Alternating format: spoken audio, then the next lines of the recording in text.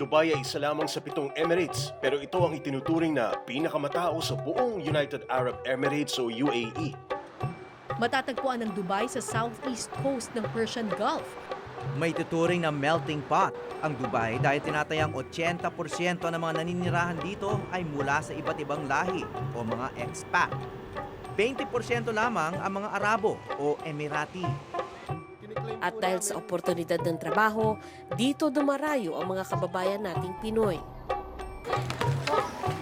Your brothers! Espesyal ang gabing ito dahil sa aming ika-12 na taong anibersaryo. Punta kami ng TAG 91.1. Magsasanib puwersa kaming apat Upang kilalanin ng mga bayaning ito, Para mabigyan ng magandang buhay ang kanilang pamilya. Ito po ang inyong Eyewitness Bicycle Club. Nandito kami ngayon sa Dubai, mamamasyal, sakay ng bisikleta. At saan tayo pupunta una? Little Manila! Little Manila! Goto King! Goto King! Shibog, Shibog! Shopping! Shopping! Karera na!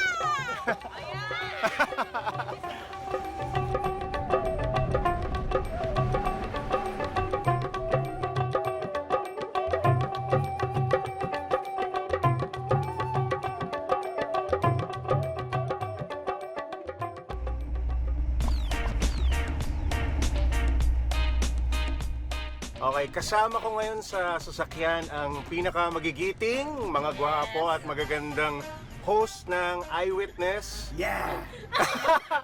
Papunta kami ngayon sa TAG 91.1. Excited na ba kayo?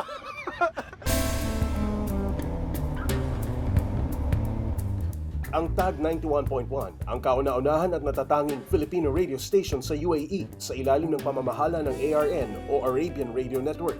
Well, Mr. Steve, why put up a radio station for Filipinos? You know what? We were asked the same question from a lot of people when we first came up with the concept.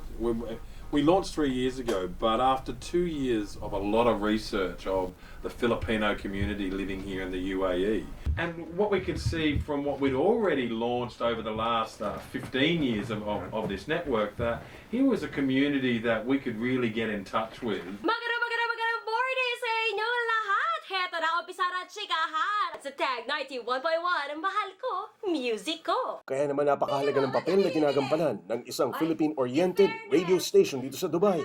Isang pamilyar na boses na mapapakinggan, ilang libong kilometro mula sa Pilipinas, 7 days a week. Okay lang, kasi di ba muse ka naman pala? Hello!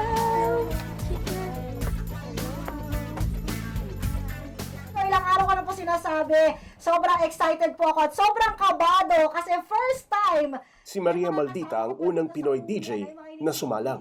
So eto na po kasama po natin live na live, Jay Taro, Cara David, Sandra Aguinaldo at Howie Severino. Woo! Ayan, hello po, welcome po sa TAG 91.1. Idol ka rin namin, nung elementary pa lang. Galing sa sikat na FM station sa Pinas, si Maria Maldita. Nung nagpa-audition ang management ng Arabian Radio Network sa Pilipinas, ang mga kasama niyang Pinoy DJ hindi na pinalampas ang pagkakataon. At para kay Maldita, ito na ang panahon para lalo siyang makatulong sa kanyang pamilya. So, kumusta po ang pagdating niyo dito sa Dubai? Init! Malamig pa po yan kasi pa winter na. Masyadong mainit yung panahon at napakainit ng pagtanggap nila sa amin.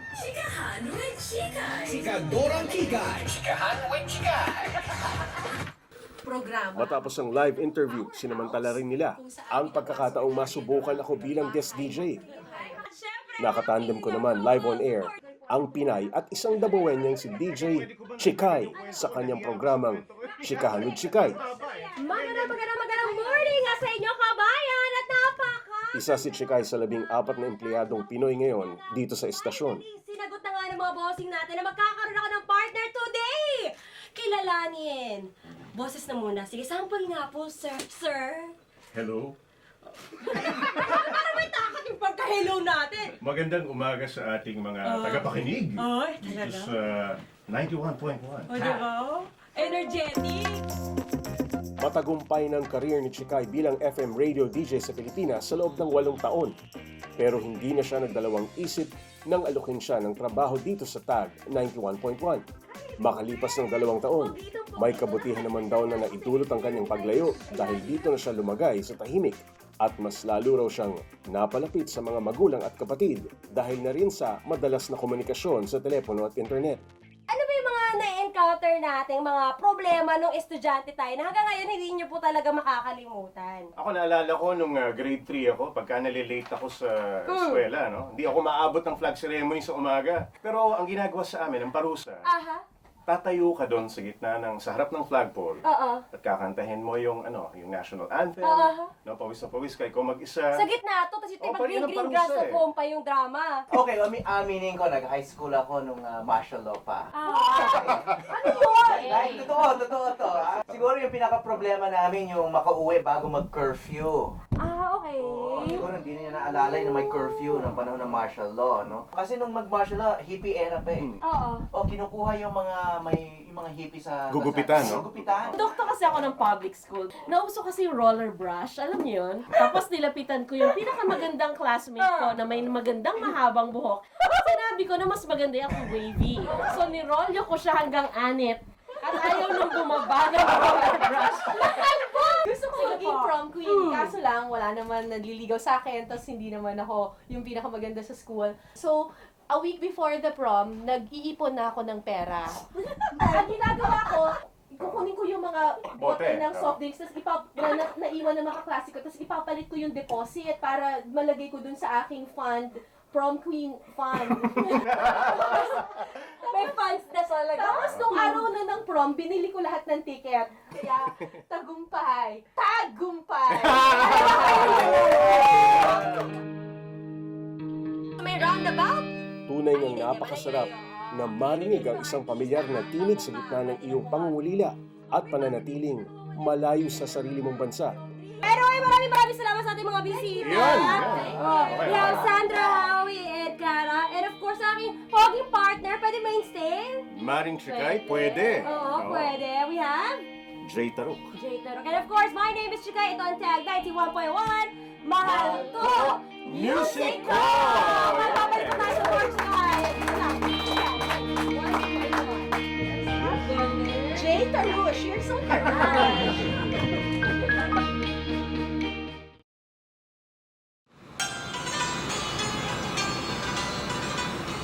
Makulay, marangya, kamangha-mangha. Ganito kung ilarawan ng marami ang Dubai. Pero bago ito naging syudad ng nagtataasang gusali at makinang na palamuti, ang Dubai ay isang malawak na disyerto ng buhangin. Mga building. So papunta kasi ngayon tayo. Ngayong gabi, samahan niyo kaming tuklasin ang kabilang mukha ng modernong Dubai. Sakay ng isang SUV, kakaibang adventure sa disyerto ang naghihintay sa amin. Kasama ko ngayon dito na magdo-dune bashing, si Sandra, the dune basher. Parang ko ano yun eh, no? Aldrin, the dune bashing cameraman, at the dune bashing expert, si Kuya Eddie. Hi, Kuya Eddie. Hello po. Gusto ko maging basher paminsan-minsan. Let's bash some dudes. Dune bashing ang tawag nila sa pagmamaneho sa disyerto.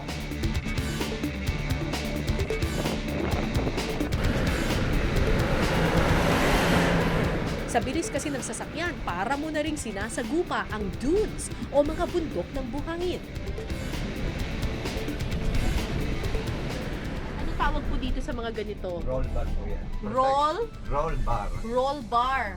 Para saan po yan? Protection po yan kung sakasakali pong mag-roll over po ang sasakyan natin, tataob. Anong rollover?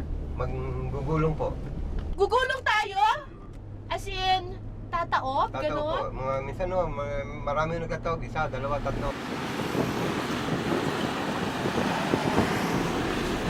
Boundary po ng dalawang Emirates po yan eh. Ito, 9 na taon ng desert safari driver ang Pilipinong si Eddie De Vera. Noong una raw, akala niya simpleng driver lang ang pinasukan niyang trabaho. Kahit na walang disyerto sa atin? Pero nanibago siya pagtapak sa disyerto. Eto na. Alright. Ito tayo. Sige, pwede po kayong bumaba muna. Okay. Bumaba muna po kayo. Okay, so dito na magsisimula yung ating Desert Safari Adventure.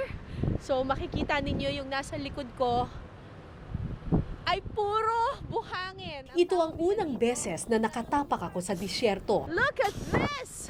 Namangha ako sa kakaiba nitong ganda.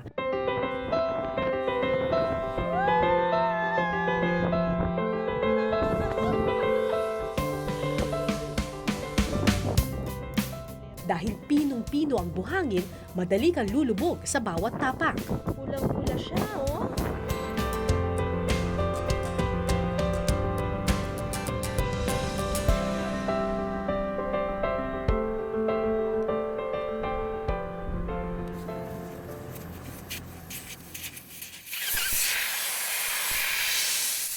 Masyado daw matigas yung gulong, mas madali daw itong lulubog doon sa buhangin. Para daw kumapit doon sa buhangin yung gulong, kailangan bawasan natin up to ilang PSI na lang, sir? 15 na lang po. Okay na po. Makalipas ang ilang minuto, ready? Ready na kayo, kuya? Ready na po. I'm ready. Ready ka na, Sans? Ready! Aldrin? Ready. Ready? We're ready! Eto na! Eto na! Ay, kuya, ano ba gagawin namin? Oh, Lord!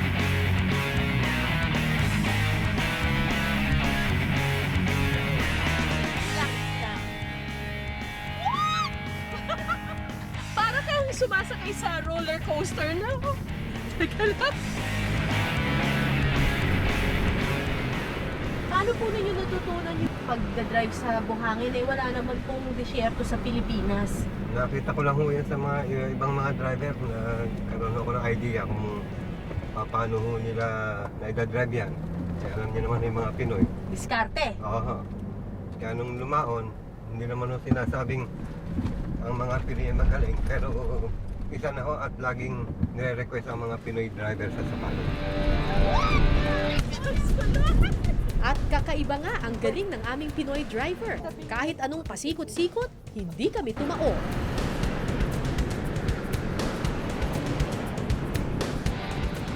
Kailangan mabilis yung takbo kasi kapag mabagal ka, mas mabilis kang lulubog dun sa buhangin. Kuya, may ruta ba ito o wala? Wala ho, Kahit saan mo gustong pumunta? Eh di dapat kabisado mo talaga yung buhangin. Oh, grabe. Merong parts na talaga nakatabingi ka na. Pero, bilib ako dito sa driver natin, si Kuya Eddie. Talagang matindi.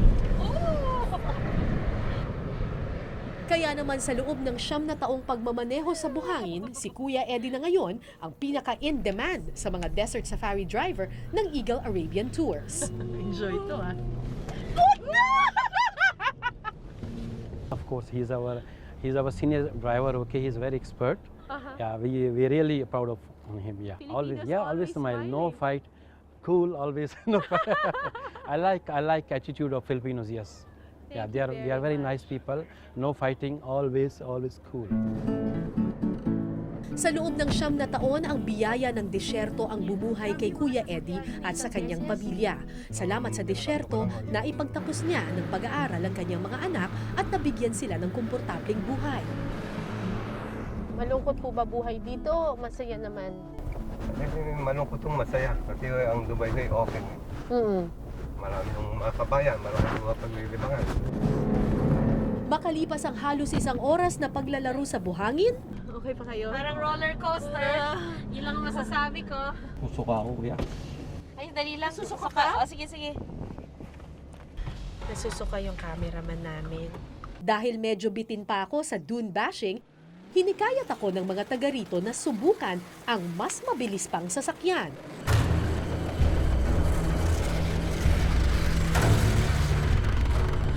What do you mean, sir? When you go and enjoy? Yeah, I ride that? Yeah, saan kayo? Sit with them, no problem. Diyos ko, Lord. Ayan ang napapala nung mga ano eh. Nung mga... Seatbelt kayo, ha? Magsi-seatbelt ako? Hello! What's your name? Abdullah. Hi, I'm Kara. Please be safe.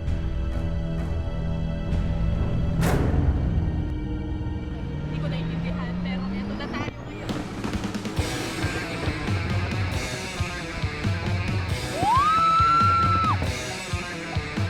Dahil twin engine ang makina ng sasakyang ito, doble ang bilis nito kumpara sa karaniwang kotse.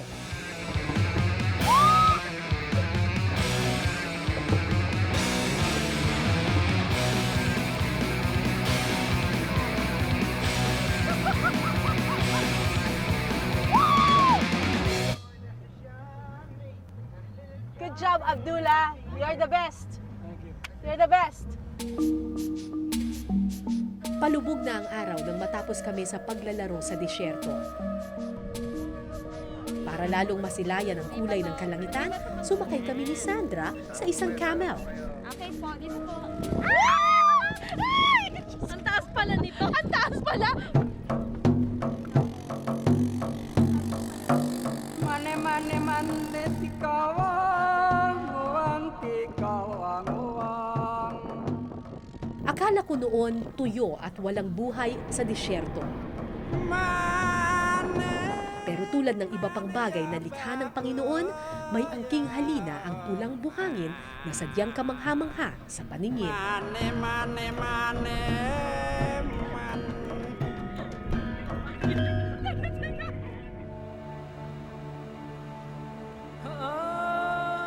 Malayo na sa payak na disyerto ang imahe ng Dubai ngayon.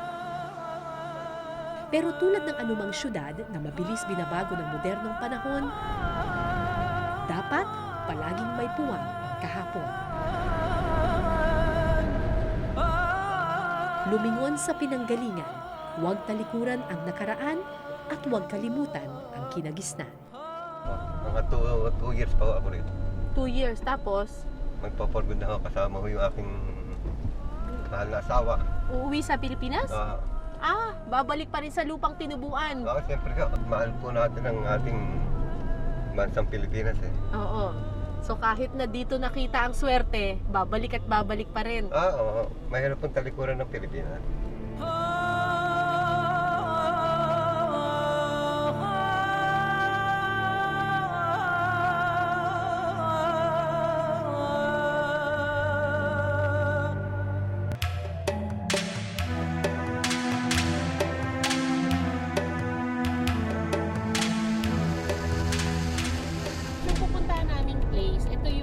Getaway ng mga tao dito.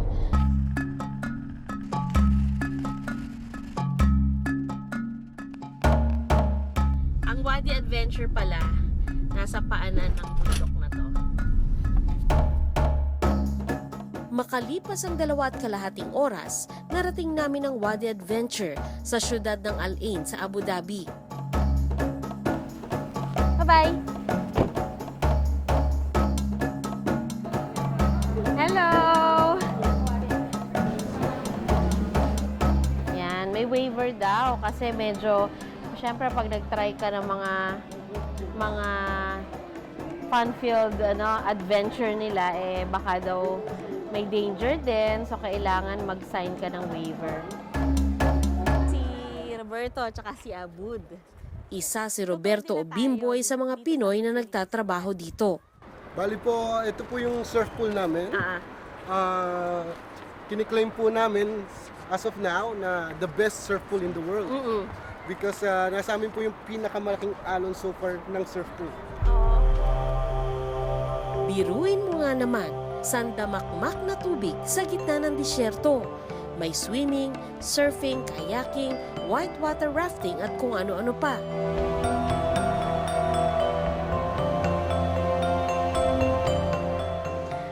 Talaga ng panahon dito sa UAE. Sa ngayon, nasa 38 degrees kami. Pero alam nyo ba na yung tubig na yan, 28 degrees lang. Meron silang cooling system eh. Talaga ine-effort nila na yung tubig nila malamig dahil nga sa init ng panahon dito.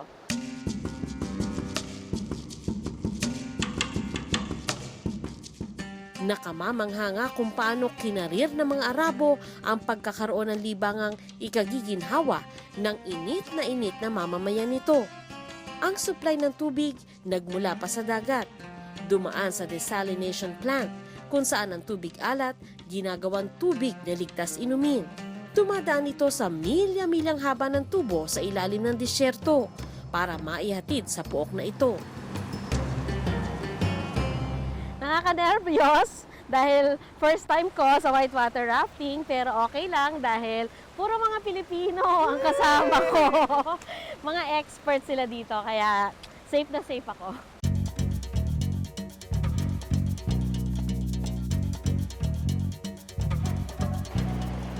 Maya-maya pa,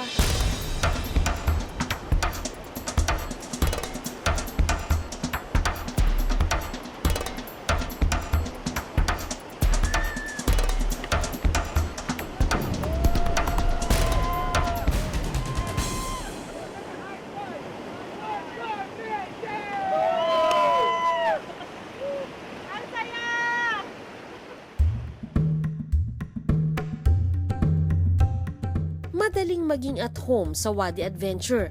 Paano naman, Noy-P ang marami sa mga staff dito. Hello! Bakit ka talagang nagpupursige dito sa lugar na to? Well, syempre, unang-una po para sa magandang kinabukasan natin at para makatulong din po sa mga pamilya natin na nasa Pilipinas. At pangalawa po, hilig po. Yung kinikita mo ba dito, kikitain mo sa Pilipinas? Sa tingin ko po hindi.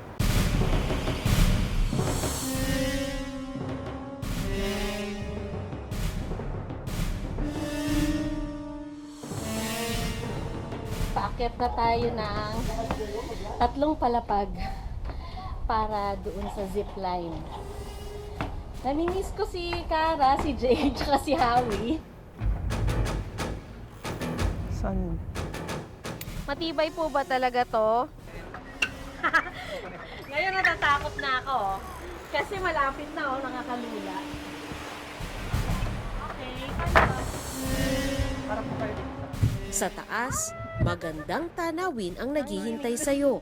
Meron po tayong main line at saka po yung backup line. Okay, matibay po talaga, sir, ha? Sandali lang. Huwag niyo muna kami release, sasabihin ko. Yan. Nakakatakot because I'm not ready. I'm not yet ready. Sasabihin ko, ha? Okay? I'll say when I'm ready. Hinga malalim. Okay. 1, 2, 3, go!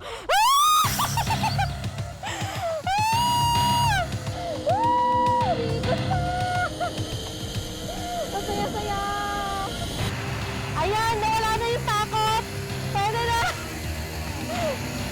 Maganda yung view! Kita nyo? Life is good! Tapos, may view ng bundok sa paligid.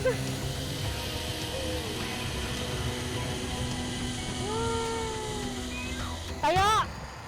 Wah! Galing! Kakaiba rin yung experience na to kasi ang ganda rin ng view pababa. Dahil meron silang magandang bundok dito.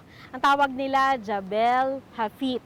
Bale, thousands of years ago, nakalubog daw ito sa ilalim ng dagat. Kaya meron pa raw mga seashells na makukuha dyan sa bundok na yan.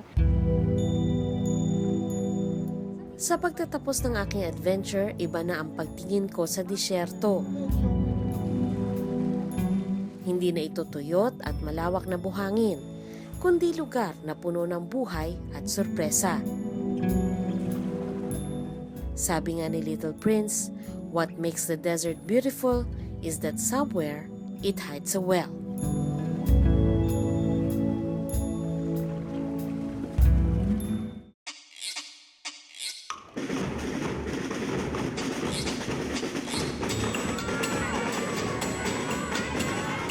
Parang eksena lang sa isang paaralan sa atin.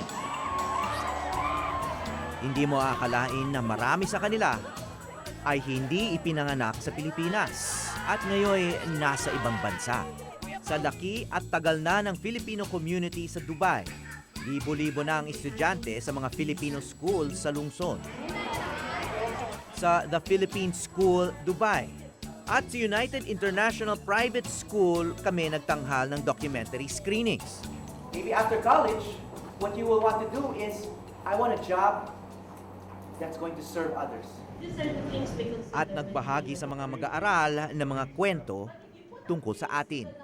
Namulat po yung mata ko kasi kahit po ganito lang kami, kahit ganitong age lang po kami, marami pa po pala kaming pwedeng gawin.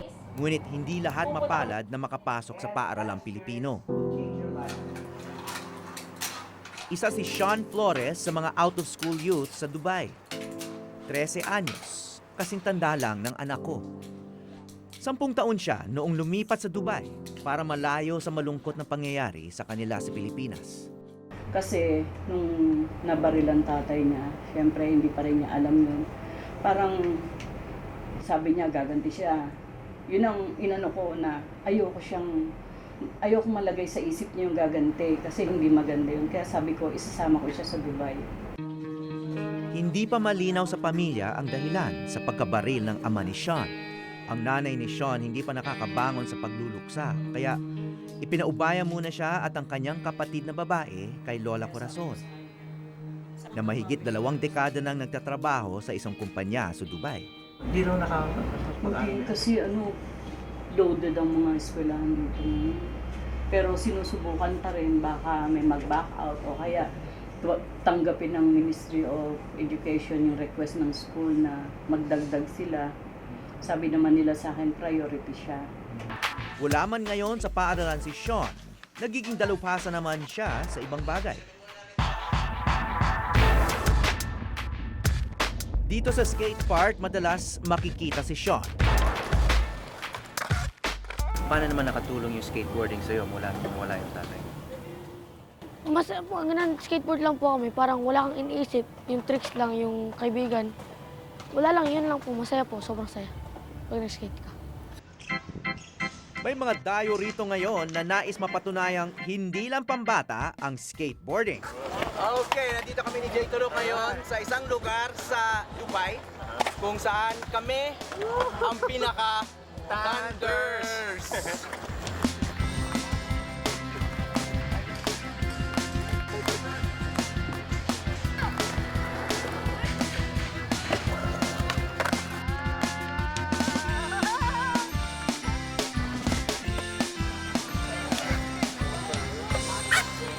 Jay, halos isang oras na tayo rito. Hindi pa naman tayo namamatay.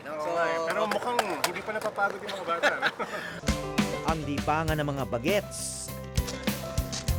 Ginagawa mo sa mga... Siniseryoso ni Sean. Pero siguro mas mabuti na rito yung nasa lansangan yung bata kaysa sa Pilipinas. Ay oo, kasi talagang safe naman siya dito. Wala akong iisipin na baka nagda-drugs na siya, baka kung saan na siya napupunta, baka na-influensya na siya ng ano. Kaligtasan. Yan ang meron dito na matagal nang inaasam sa atin. Hindi lang naman hanap buhay ang hinahanap ng ating mga kababayan. Para kay Sean at marami pang nakaranas ng trahedya sa atin. Sa ibang bayan pa sila nakahanap ng katahimikan at kalayaang maglaro lang ng walang kinatatakutan. Sa maiksing panahon ng pananatili namin sa Dubai, nasaksihan ko na naman ang mapagkalingang pag-uugali ng mga kababayan nating Pilipino saan man sa mundo.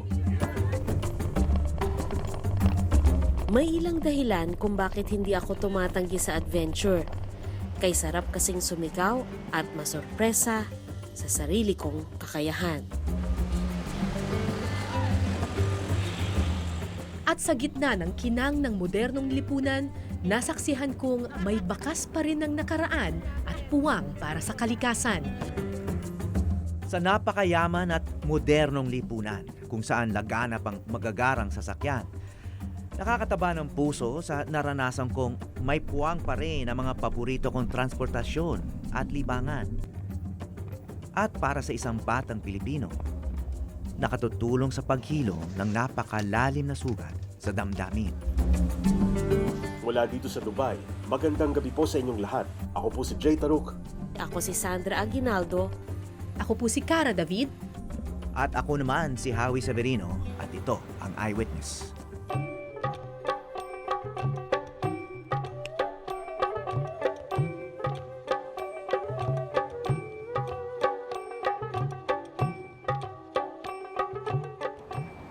Noong 2005, nakarating dito sa Middle East ang GMA Pinoy TV, ang kauna-unahang international channel ng GMA Network. Tinangkilik ng mga Pinoy ang mga programang nagpasaya at pumawi sa kanilang kalungkutan. Kaya naman po kami sa Eyewitness patuloy na magbibigay sa inyo ng mga makabuluhang kabanata sa aming programa. Sama-sama nating abutin ang iba pang mga Pinoy saan mang sulok ng mundo. Happy sa Puso, GMA Pinoy TV!